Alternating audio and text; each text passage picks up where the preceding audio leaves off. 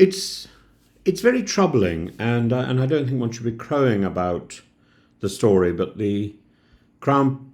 But it seems to me to be appropriate. It seems to me to be appropriate and rather expected.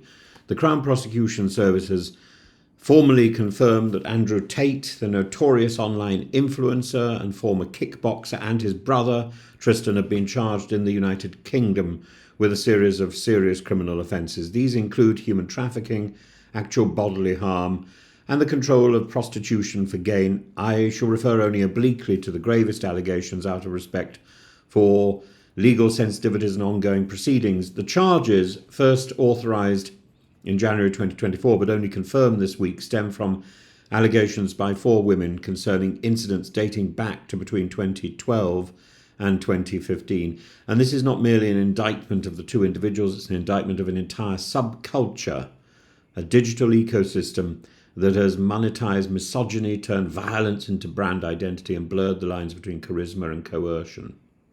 Andrew and Tristan Tate are dual British-American citizens who gain notoriety through social media, particularly among young men, by peddling hyper-masculine tropes and promising a luxurious lifestyle that's supposed through their supposed self-mastery. Andrew Tate, in particular, has styled himself as a kind of libertarian philosopher, warrior, somewhere between a Silicon Valley guru and a Bond villain. And again, we get to the issue about the symptom and or about the goal and the method for arriving at it. Trying to discern what is the problem and what is the solution. And the problem, I think the Tate brothers have identified quite well, which is that young boys and young men are in need of adult role models. The solution, that should be the Tate brothers, that is the problem. But beneath the veneer of exotic cars, private jets, cigar smoke, lies the pattern of rhetoric that is undeniably coercive, disturbingly exploitative, and, as now alleged by prosecutors, probably criminal. So we shouldn't mistake popularity for innocence, nor online fandom for moral capital. Andrew Tate faces 10 charges involving 3 alleged victims, and these include serious assaults, human trafficking offences, and offences relating to the control of prostitution for gain. Tristan Tate faces 11 charges relating to a 4th complainant and of similar severity. The CPS made clear that their decision followed a detailed file from the Bedfordshire police, and that extradition from Romania, where both brothers are believed to be currently in the process of being prosecuted for related crimes, will only proceed once the Romanian legal matters have concluded. A European arrest warrant is already in place. This is not tabloid chatter. These are official criminal charges authorised by the Crown, processed through proper legal procedure and subject to the presumption of innocence. But the weight and scale of the allegations cannot be ignored. Andrew Tate has, by his own hand, become a symbol of cultural rot. Banned from Instagram and TikTok for hate speech, he still commands a vast audience, especially among adolescent boys. His followers regard him as a prophet of hard truths in a soft world. In reality, he is the product of digital culture that rewards provocation over principle. He is not an aberration, he is an algorithm made flesh. And platforming someone who preaches domination and the control of women is not a political act, it's a moral failure. And yet, here we are, with a man accused of trafficking and violence, touring America and Dubai as though he were an international celebrity, not a suspect in a transnational criminal case.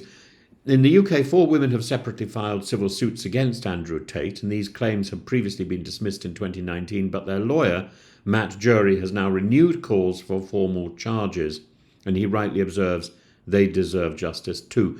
We must also ask why it took so long for the confirmation of charges to be made public, and the delay raises uncomfortable questions about due process, public pressure, the role of the media spectacle in shaping the pace of justice. Furthermore, it should concern us, should it not, that the CPS had to issue a specific warning against online commentary that might prejudice proceedings in an age where trial by TikTok has supplanted the presumption of innocence, the integrity of our justice system is itself under threat.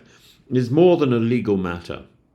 It's a moment of cultural clarity. The Tate brothers are a mirror held up to a generation seduced by entitlement disguised as empowerment.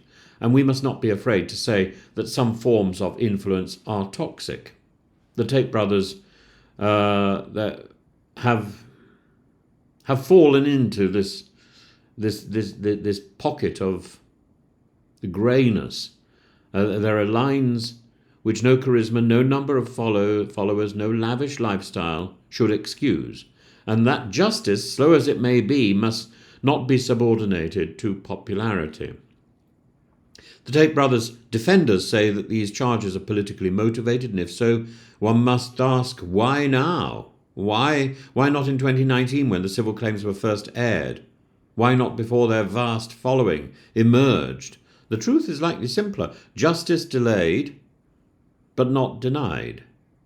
And this again comes back to the issues which I was raising earlier, that our justice system has got backed up to the extent that the stuff that Dickens was writing in the 19th century now seems plausible.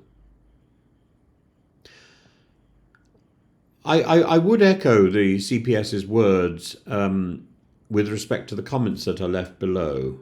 These are active proceedings. The brothers are entitled to a fair trial, but the public is entitled to vigilance and to moral seriousness.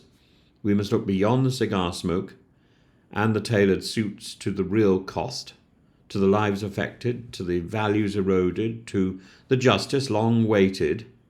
If these charges are proven, then the Tate case will not only mark a fall from grace, it will expose the moral bankruptcy at the heart of internet stardom, at the heart of this issue of being an influencer. I remember when I first heard the word influencer, it was something that I heard when I was on a TV show. I'd never heard it before. And I struggled hugely to get my head round that word influencer. I kept confusing it with effluence, which isn't quite the same thing, is it? Though some people may have an opinion on that too.